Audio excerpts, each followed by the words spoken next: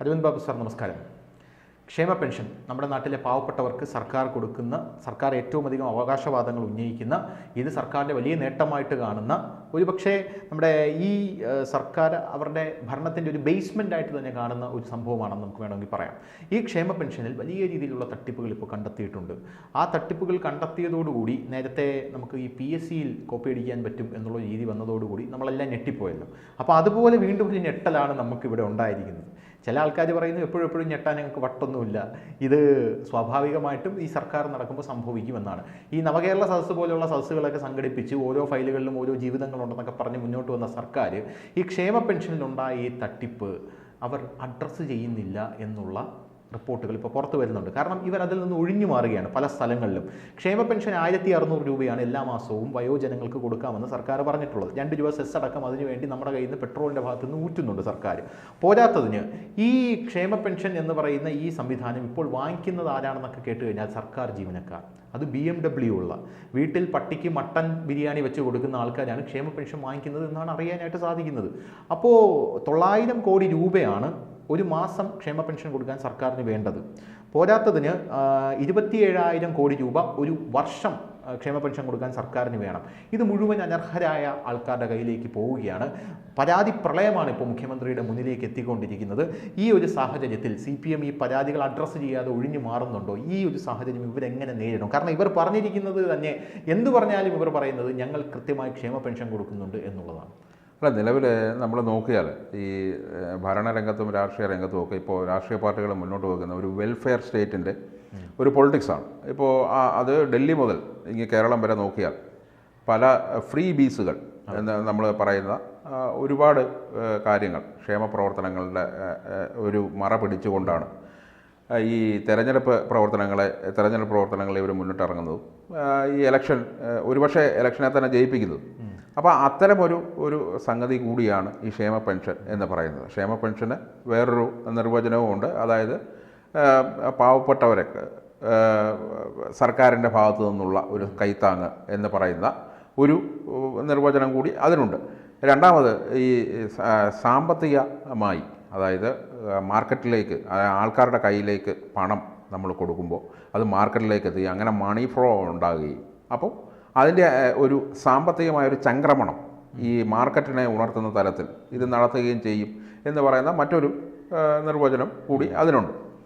അപ്പോൾ ഇതെല്ലാം അവിടെ നിൽക്കെ ഈ 1458 പേരെയാണ് ഇപ്പോൾ ഈ ക്ഷേമ പെൻഷൻ അനധികൃതമായി കൈപ്പറ്റുന്നു എന്ന് ഇപ്പോൾ സർക്കാർ കണ്ടെത്തിയിട്ടുള്ളത്.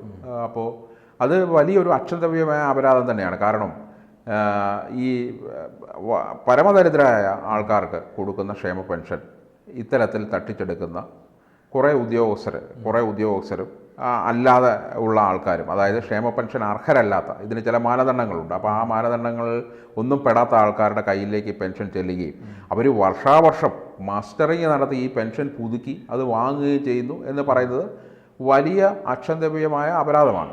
അപ്പോൾ സർക്കാർ ഈ കാര്യത്തിൽ ഇപ്പോൾ അന്വേഷണം എന്ന് പറയുന്ന, അതായത് ഇതിനെ ഒരു ക്രിമിനൽ കുറ്റമായി എടുത്ത് അന്വേഷിക്കാൻ സർക്കാർ തയ്യാറാകുന്നില്ല എന്നുള്ളതാണ് ഒന്നാമത്തെ ഒരു ആക്ഷേപമായി ഉന്നയിക്കപ്പെടുന്നത്. കാരണം ക്രിമിനൽ കുറ്റമായി ഇതിനെ എടുത്താൽ വ്യാജരേഖ ചമയ്ക്കലടക്കമുള്ള ചാർജുകൾ ഈ പറയുന്ന വ്യക്തികളുടെ പേരിൽ വരികയും അത് വലിയ ഗുരുതരമായി മുന്നോട്ട് പോവുകയും കേസാകുകയും പിന്നീടുള്ള നിയമ നടപടികൾ കൂടി ഇവരൊക്കെ കടന്നു പോകേണ്ടി വരികയും ഒക്കെ ചെയ്യും.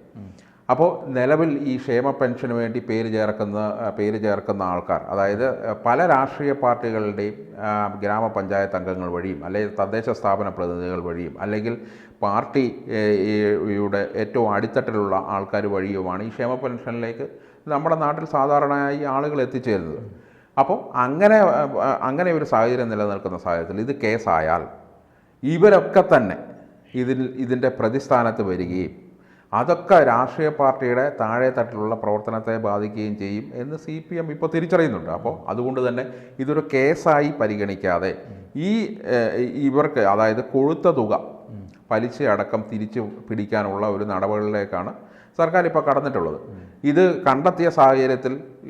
കണ്ടെത്തിയപ്പോൾ വലിയ ഞെട്ടൽ പൊതുമണ്ഡലത്തിൽ ഉണ്ടായി. കാരണം നിങ്ങൾ പറഞ്ഞതുപോലെ വലിയ വില കൂടിയ ലക്ഷറി വാഹനങ്ങളുള്ള ആൾക്കാർ വർഷാവർഷം മാസ്റ്ററിങ് നടത്തി, അതായത് അവിടെ പോയി ഒപ്പിട്ട് കൊടുത്ത് ഞാൻ ജീവിച്ചിരിപ്പുണ്ട് എന്ന് അറിയിച്ച് അവരുടെ പൂർണ്ണ ബോധ്യത്തോടെ ഇത് ഒരു ഉദ്യോഗസ്ഥനോ അല്ലെങ്കിൽ മറ്റുള്ളവർക്കോ അല്ലെങ്കിൽ തദ്ദേശ സ്ഥാപന പ്രതിനിധിക്കോ അല്ലെങ്കിൽ കൊടുക്കുന്ന ബാങ്കിനോ തെറ്റുപറ്റിയല്ല.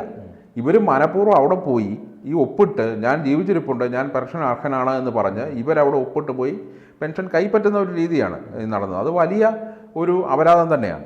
അപ്പോൾ ഈ നിലവിൽ സർക്കാരിൻ്റെ ഒരു സാമ്പത്തിക അവസ്ഥ എന്ന് പറയുന്നത് വളരെ പരിതാപകരമാണ്. ഉദ്യോഗസ്ഥർക്കുള്ള ശമ്പളം പോലും കൊടുക്കാനുള്ള പണത്തിന് വേണ്ടി കടമെടുക്കുന്ന ഒരു സർക്കാരിൻ്റെ അവസ്ഥയിൽ നിന്നിട്ട് കൊടുക്കുന്ന ക്ഷേമ പെൻഷൻ അത് കൃത്യമായി അവർ കൊടുക്കുന്നില്ല. കാരണം സാമ്പത്തിക ബുദ്ധിമുട്ടുള്ളത് കൊണ്ട് തന്നെ 4 മാസം കൂടുമ്പോൾ, ഇപ്പോൾ 4 മാസം കുടിശ്ശികയുണ്ടെന്നാണ് ഞാൻ മനസ്സിലാക്കുന്നത്. അത്തരത്തിൽ ഒരു സാമ്പത്തിക ബുദ്ധിമുട്ടിൽ നിന്ന് കൊടുക്കുന്ന പെൻഷനെ തട്ടിച്ചെടുക്കുന്ന ഒരു വിഭാഗം ആൾക്കാരാണ് ഇപ്പോൾ വെളിപ്പെട്ട് വന്നിരിക്കുന്നത്. അപ്പോൾ ഈ പൊതുസമൂഹത്തിൽ ഉയരുന്ന വലിയ ആക്ഷേപം ഈ അനർഹരായവർക്ക് പെൻഷൻ എങ്ങനെ കിട്ടുന്നു, ഇത് രാഷ്ട്രീയ പാർട്ടികളുടെ കൂടി, അപ്പോൾ ഭരണത്തിലുള്ള പാർട്ടിക്ക് കൂടി ഇതിൽ പങ്കില്ലേ, അപ്പോൾ അത് അന്വേഷിക്കപ്പെടേണ്ടതല്ലേ, അവരുടെ പേരിൽ ചാർജുകൾ വരേണ്ടതല്ലേ, ഇതൊക്കെ പൊതുസമൂഹത്തിൽ നിന്ന് ഉയരുന്നുണ്ട്. പക്ഷേ ഇന്നലെ മുഖ്യമന്ത്രി വിളിച്ച യോഗത്തിൽ കർശന നടപടി സ്വീകരിക്കാനാണ് അദ്ദേഹം നിർദ്ദേശം കൊടുത്തതെന്നറിഞ്ഞു. എന്താണ് കർശന നടപടി എന്ന് വിശദീകരിച്ചിട്ടില്ല. കാരണം ഇത് പലിശ അടക്കം തിരിച്ചു പിടിക്കും, ഉദ്യോഗസ്ഥർക്ക് മേൽ വകുപ്പ് തല നടപടികളെടുക്കും എന്ന് പറഞ്ഞിട്ടുണ്ട്. പക്ഷേ ഇവരെത്തിപ്പെട്ട ഒരു സാഹചര്യം, ഇത് ആകത്തുകയിൽ പരിശോധിച്ച് ഇവരെത്തിപ്പെട്ട ഒരു സാഹചര്യം കൂടെ ഇതിൽ ഉണ്ടാവേണ്ടതുണ്ട്. അല്ലാതെ വളരെ വൺ സൈഡഡായി ഇതിനെ കൈകാര്യം ചെയ്തിട്ട് കാര്യമില്ല എന്നാണ് നമുക്ക് പൊതുവിൽ തോന്നുന്നത്. അപ്പോൾ നിലവിൽ ഈ വെൽഫെയർ മെഷേഴ്സ് ഒരുപാട് നമ്മുടെ സ്റ്റേറ്റിൽ കൊണ്ടുവരുമ്പോൾ അത് സ്റ്റേറ്റിൻ്റെ സാമ്പത്തിക ഭദ്രതയെ കൂടി ബാധിക്കുന്നുണ്ട്. ഇപ്പോൾ നിലവിൽ വലിയ തോതിലുള്ള വികസന പ്രവർത്തനം നടത്തേണ്ട പണമാണ് ഇത്തരത്തിൽ ചെലവാക്കുന്നത് എന്നൊരു ആക്ഷേപം നിലവിലുണ്ട്.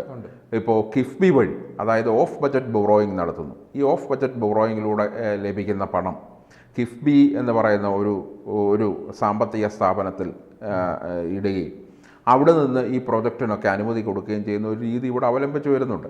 അപ്പോൾ ഇതെല്ലാം തന്നെ സംസ്ഥാനത്തിൻ്റെ ഒരു ധനസ്ഥിതിയെ വളരെ അധികം ബാധിക്കുന്ന ഒരു പ്രശ്നമായി ഇപ്പോൾ നിലനിൽക്കുകയാണ്. അക്കൂടെയാണ് ഈ ഇത്തരത്തിൽ ഈ ക്ഷേമ പെൻഷനുകൾ ആൾക്കാർക്ക് വിതരണം ചെയ്യുമ്പോൾ ഇതിലുണ്ടാകുന്ന അനോമലീസ്, അതായത് വ്യാജരേഖ ചമക്കുകയും ഇപ്പോൾ ഞാൻ പെൻഷൻ അർഹനല്ലെന്നറിഞ്ഞിട്ടും ഞാൻ പെൻഷൻ അർഹനാണെന്ന് അറിഞ്ഞുകൊണ്ട് ആ പെൻഷൻ വാങ്ങുകയും ഇത് ഉപയോഗിക്കുകയും ചെയ്യുന്നത്. ഇപ്പോൾ നിലവിൽ സർക്കാർ കണ്ടെത്തിയിരിക്കുന്ന ഫേസ് മസ്റ്ററിങ് നടപ്പിലാക്കുക ഒരു നിർദ്ദേശം കൂടി സർക്കാർ ഇപ്പോൾ മുന്നോട്ട് വെച്ചിട്ടുണ്ട്. എങ്കിൽ കൂടിയും ഇതിനൊരു കൃത്യമായ ചട്ടക്കൂടും ഇതിനൊരു സ്ട്രക്ചറും അതായത് ആർക്കൊക്കെ പെൻഷൻ കൊടുക്കാം, ഇത് ആരൊക്കെ അപേക്ഷിക്കാം, ഇതിലെ എങ്ങനെ ഇതിനകത്തുനിന്ന് അവരെ ഒഴിവാക്കാം എന്ന് പറയുന്ന ഒരു നിർദ്ദേശം അല്ലെങ്കിൽ അതിൻ്റെ ഒരു സർക്കുലർ ഈ തദ്ദേശ സ്ഥാപനങ്ങൾക്ക് നൽകുകയും മേലിൽ ഇനി വരുന്ന കാലയളവിൽ ഇത്തരം തട്ടിപ്പുകൾ ഉണ്ടാകാതിരിക്കാൻ സർക്കാർ ജാഗ്രത പാലിക്കുകയും ചെയ്യേണ്ടത് അത്യാവശ്യമാണ്. അപ്പോൾ ആ തരത്തിലുള്ള നടപടികളിലേക്ക് സർക്കാർ കടക്കണമെന്നാണ് എനിക്ക് തോന്നുന്നത്. സർക്കാർ ആ തരത്തിലുള്ള നടപടികൾ കടക്കണമെന്ന് താങ്കൾ പറയുന്നു. പക്ഷേ സർക്കാർ ഇതിൽ ഒരു അലംഭാവം കാണിക്കുകയാണെന്നാണ് പ്രതിപക്ഷമടക്കം ആരോപിക്കുന്നത്. കാരണം ഇത് വലിയ ഒരു ഗുരുതരമായിട്ടുള്ളൊരു പ്രശ്നമാണ്. കാരണം ഇതിന് വേണ്ടിയിട്ട് സർക്കാർ ബുദ്ധിമുട്ടിക്കുന്നത് പൊതുജനങ്ങളെ കൂടെയാണ്. 2 രൂപ സെസ് പെട്രോളിൽ നിന്നും ഏർപ്പെടുത്തുന്നു. അപ്പോൾ സ്വാഭാവികമായിട്ടും പൊതുജനങ്ങൾ ബുദ്ധിമുട്ടുകയാണ്. പോരാത്തതിന് ഇത് സർക്കാർ വലിയ രീതിയിലുള്ള അവകാശവാദമായിട്ട് ഉന്നയിക്കുന്നു. പക്ഷേ സർക്കാർ ഇങ്ങനെ ഒരു സംഭവം നടന്നു എന്ന് കേട്ടിട്ടും സർക്കാരിനൊരു ഞെട്ടലുണ്ടെന്ന് തോന്നുന്നുണ്ടോ താങ്കൾക്ക്? തീർച്ചയായും ഇത് വലിയ ഒരു ഗുരുതരമായ ഒരു പിഴവാണ് സർക്കാരുടെ. അതായത് ഇപ്പോൾ ഞാനോ നിങ്ങളോ ഒരു സർക്കാർ സംവിധാനത്തെ ചതിച്ച് ഒരു ആനുകൂല്യം കൈപ്പറ്റുന്നു എന്ന് വിചാരിക്കുക. അത് ഒന്നുകിൽ സർക്കാർ സംവിധാനത്തിൽ അത് കണ്ടെത്താനുള്ള ഒരു സംവിധാനം അവിടെ ഉണ്ടാവേണ്ടതുണ്ട്. അതുമില്ല. കാരണം സർക്കാരിൻ്റെ ഒരു തെറ്റായി തന്നെ ഇതിനെ വ്യാഖ്യാനിക്കേണ്ടി വരും. അപ്പോൾ ഈ പെൻഷൻ വാങ്ങിയവരും ഇത് നൽകിയവരും ഒരുപോലെ കുറ്റക്കാരാണ്. കാരണം തെറ്റുതിരുത്തൽ സംവിധാനം എന്ന് പറയുന്നത് അല്ലെങ്കിൽ അതിനകത്തെ പിഴവ് കണ്ടുപിടിക്കാനുള്ള ഒരു സംവിധാനം ഇല്ലാതെയാണ് ഇത്ര കാലം പെൻഷൻ നൽകി തുടങ്ങിയിട്ട് ഒരുപാട് കാലമാകുന്നു, ഒരുപാട് വർഷങ്ങളാകുന്നു.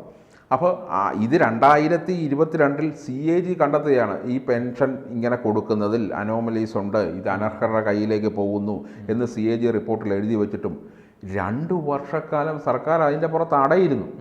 അന്ന് തോമസ് ഐസക് അടക്കമുള്ളവർ വലിയ തോതിൽ ഇതിനെ വിമർശിച്ചു. ഇപ്പോൾ ഓഫ് ബജറ്റ് ബോറോയിങ് നടക്കുന്ന കിഫ്ബിയെ വിമർശിച്ച് CAG റിപ്പോർട്ട് കൊടുത്തു, അതിനെയും വിമർശിച്ചു. അപ്പോൾ ഞാൻ പറയുന്നത് ഈ സ്റ്റേറ്റിൻ്റെ സംവിധാനങ്ങൾക്ക് ഇതിലെ പിഴവ് കണ്ടെത്താനും ആ പിഴവ് പരിഹരിക്കാനുമുള്ള ഒരു മാർഗം കൂടി ഇതിൽ ഉൾപ്പെടുത്തണം. ഇല്ലെങ്കിൽ ഭാവിയിലും ഇത്തരം തട്ടിപ്പുകൾ സംസ്ഥാനത്ത് അരങ്ങേറും. കൂടുതൽ വാർത്തകളും വിശേഷങ്ങളും നിങ്ങളിലേക്ക് എത്താൻ ABC മലയാളം സബ്സ്ക്രൈബ് ചെയ്യുക, ബെൽ ബട്ടണും അമർത്തുക.